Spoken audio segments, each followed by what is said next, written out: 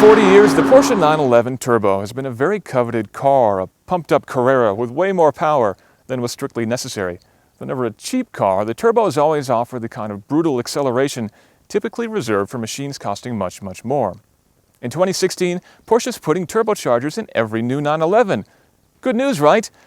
Maybe not. Some Porsche purists are up in arms about a loss of driving character, a muted engine noise, and, well, this is that new car. This is a brand new Porsche 911 with turbochargers, and I've come all the way to the Canary Islands to answer one simple question. Is it any good?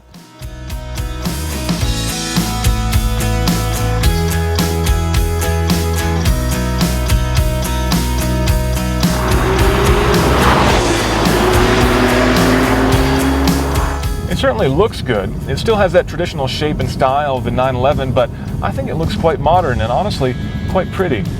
Changes over the outgoing car, which was called the 991, are quite few.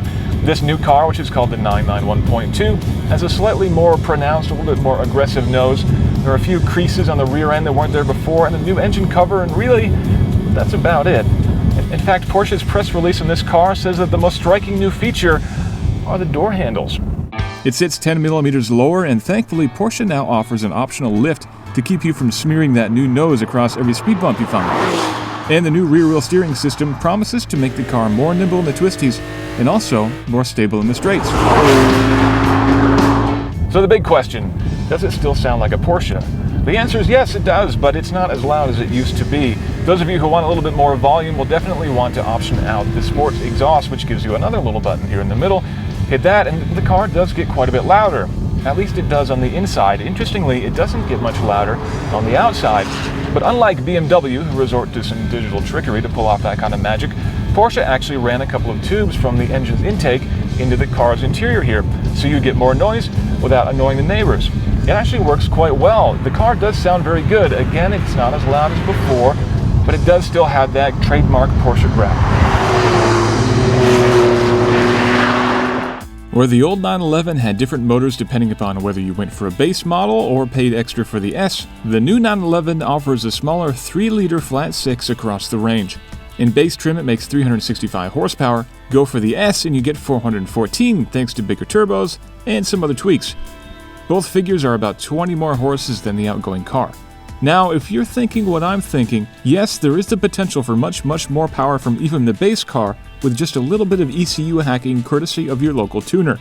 What that'll mean for reliability and of course for your warranty remains to be seen.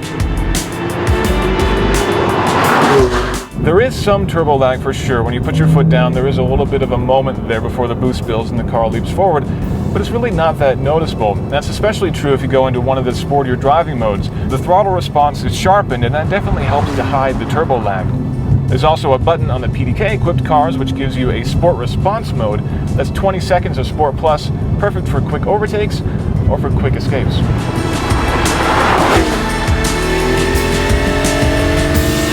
On the inside, things are much the same as they've ever been inside of a 911. We're surrounded by nice materials everywhere. The front seats are supportive yet comfortable, and in the back there are 2 child-sized indentations.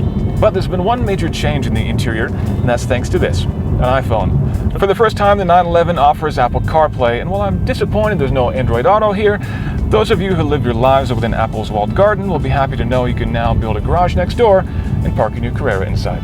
If you don't have an iPhone, or if you can't be bothered to plug it in, the fully revised navigation system now offers Google Maps integration and is overall much faster and nicer to use. The new 911's gained about 35 pounds over the outgoing model, and while I hate to see cars getting heavier as they get older, Porsche did have to add about 80 pounds worth of plumbing and pipes and other stuff to make those 2 turbos work, so it certainly could have been a lot worse. Adaptive suspension is now standard on every 911. In normal mode, the car is quite plush and comfortable. Hit the button though, of course, and things get a little bit more stiff. But, interestingly, the car never starts to crash over bumps like other sports cars can. In sport mode, it's still really drivable, even on the bumpy roads we have here in Tenerife.